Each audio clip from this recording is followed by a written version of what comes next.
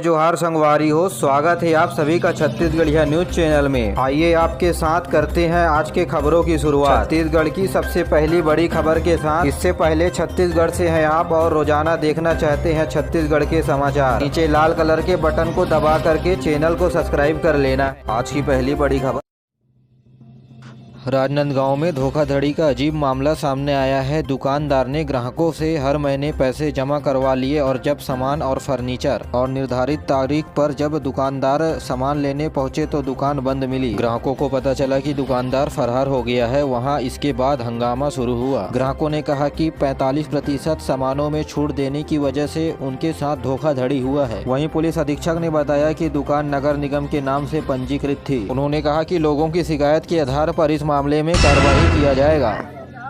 रायपुर से गिरफ्तार हुए युवक और युवती के पास से ड्रग्स पकड़ा गया। दोनों 3 ग्राम मेथाफेटानाइल नाम के ड्रग्स को स्मगलिंग करने के ताक पर थे। लड़की को एनसीबी की टीम ने रायपुर एयरपोर्ट पर पकड़ा और पुलिस के हवाले कर दिया है। अब रायपुर पुलिस ड्रग स्मगलिंग से मामले को जानकर इससे अन्य लोगों से जुड़ी हुई जानकारी को भी खंगाल रही है। 29 साल की दीप्ति कोरबा की पाली की रहने वाली है। इन दोनों के बारे में एनसीबी को टिप मिली थी कि ड्रग्स को ये गोवा भेज रहे हैं। इनके खिलाफ अब नारकोटिक एक्ट के तहत कार्रवाई किया जा रहा है।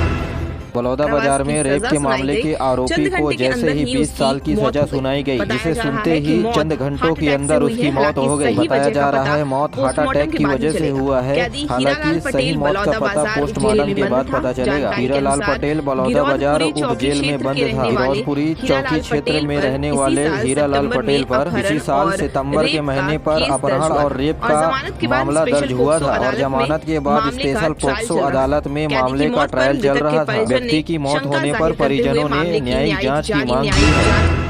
राजधानी रायपुर में प्रदेश के किसानों से अब तक 40.90 लाख मीट्रिक टन धान की खरीदी की जा चुकी है, जिसमें से अब तक 22,36,000 मीट्रिक टन धान का उठाव हो चुका है। इसके बदले 10,76,000 से अधिक किसानों को 8,481 करोड़ रुपए से अधिक भुगतान बैंक लिंकिंग व्यवस्था के तहत किया जा चुका है। आपको बता दें कि राज्य में धान बेचने के लिए 25,92,000 किसानों ने अपना पंजीयन कराया है, जिसमें से 2,26,000 नए किसान हैं। धान खरीदी के लिए 2594 उपार्जन केंद्र बनाए गए हैं। वहीं कीमत की बात करें तो सामान्य धान 2,040 रुपए प्रति क्विंटल, तो वहीं ग्रेड ए धान 2,060 रुपए प्रति क्विंटल की दर से खरीदा जा रहा है।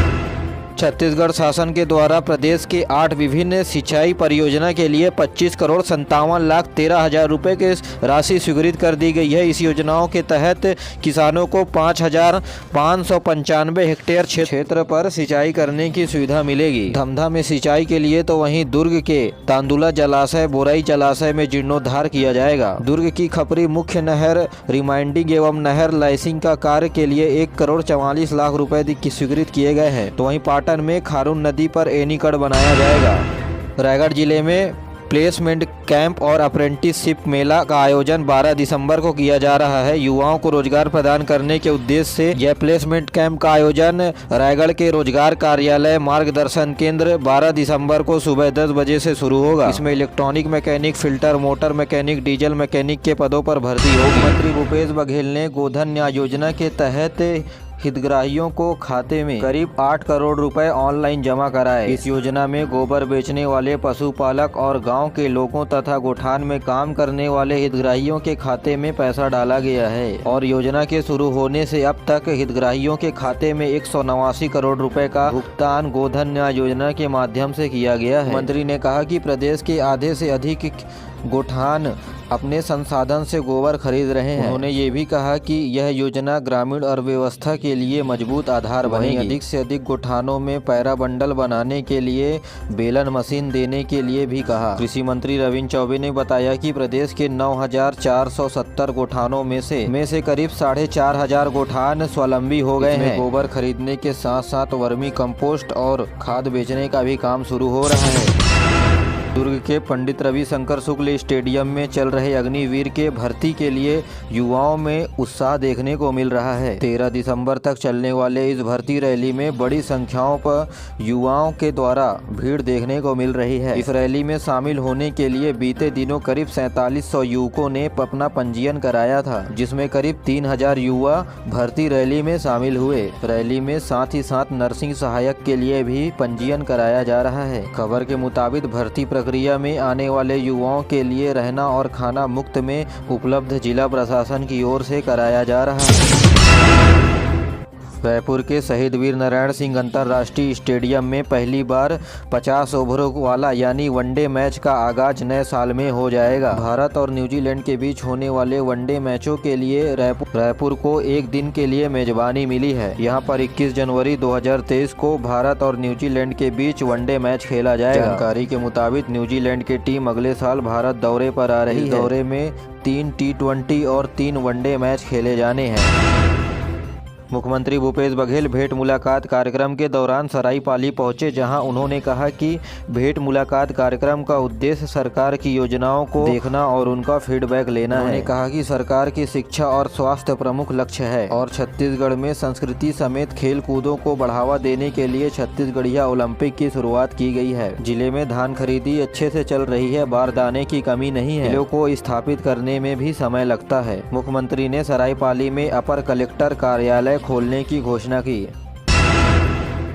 छत्तीसगढ़ में भानु प्रतापपुर विधानसभा सीट को फिर से कांग्रेस ने जीत लिया है। जारी किए गए उपचुनाव के नतीजे के अनुसार कांग्रेस प्रत्याशी सावित्री मंडावी ने भाजपा प्रत्याशी ब्रह्मानंद नेताम को 21,171 वोट से हराया। सावित्री मंडावी को 65,459 वोट मिले हैं। ब्रह्मानंद नेताम को 44,300 वोट मिले हैं। तो वहीं सर्वादिवासी समाज के प्रत्याशी अकबर कुर्राम 23,000 वोटों के साथ तीसरे स्थान पर रहे। कांग्रेस प्रत्याशी के जीत की खबर मिलते ही रायपुर के कार्यालय में कार्यकर्ताओं में जीत का उल्लास छा गया। इस चुनाव को मुख्यमंत्री भूपेश बघेल ने आदिवासी की ओर से कांग्रेस सरकार की ऊपर भरोसा को बताया है। सावित्री मंडावी को जीत की बधाई देते हुए कहा कि इस जीत के बाद आदिवासी के ऊपर कांग्रेस की भरोसा और विश्वास मजबूत हो गया है।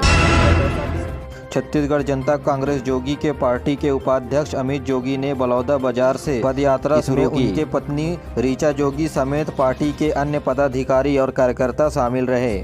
यात्रा की शुरुआत करते हुए अमित जोगी ने कहा कि साल 2023 में होने वाले उपचुनाव के लिए पार्टी किसी भी प्रकार के दूसरे पार्टी के साथ गठबंधन नहीं करेगी। उन्होंने प्रदेश सरकार के ऊपर आरोप लगाया और कहा कि प्रदेश में विकास रुक गया है। 160 किलोमीटर प्रति घंटे की रफ्तार से बिलासपुर से नागपुर के बीच चलने वाली Vande Bharat train Bilaspur railway zone पहुंच चुकी है। यह ट्रेन चेन्नई से बनकर आई हुई है। प्रधानमंत्री नरेंद्र मोदी नागपुर से हरी झंडी दिखाकर बिलासपुर के लिए वंदे भारत ट्रेन को रवाना करेंगे। यह ट्रेन की शुरुआत 11 दिसंबर से सप्ताह में 6 दिन होगी। इस ट्रेन की वजह से मात्र नागपुर से बिलासपुर की दूरी 4 घंटे की हो जाएगी।